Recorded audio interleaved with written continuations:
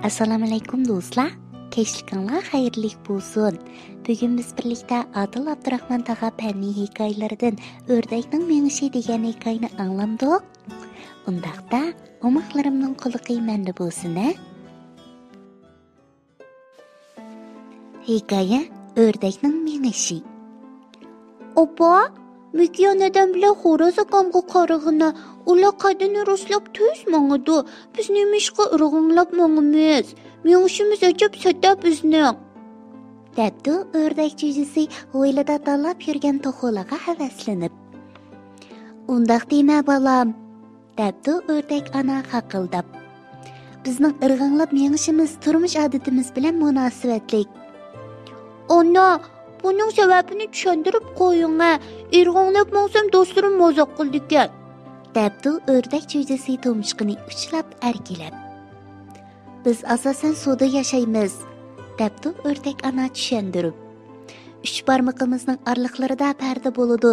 Ko'kra qo'rsa qismimiz keng ham tekshi keladi. Bu alohidliklarimiz bizning suvda yashashimizga moslashgan. O'rdak ana sal o'ylanib olib gapini davomlashtiribdi. İştirish kuchini oshirish uchun putimizning o'rnini sal orqaga joylashgan. Uzun badanimizni ko'tarib turgan bir juft putimiz badanimizning markazida bo'lmasdan orqa tarafdarak bo'lg'ashqa quruqlikda irg'anlab mangamiz. Agar badanimizning to'g'ig'i o'xshash tuz turg'izmoqchi bo'lsak, oldimizga yiqilib tushishimiz mumkin.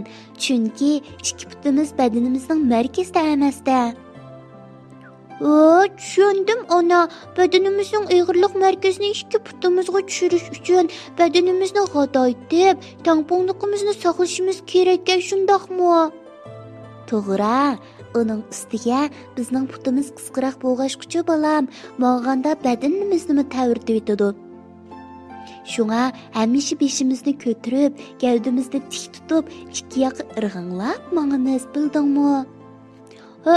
Bunun sebebini bilib oldim. Endi do'stlarimning mozoq qilishidan qo'rqmayman, debdi o'rdak jo'jisi xushal bo'lib.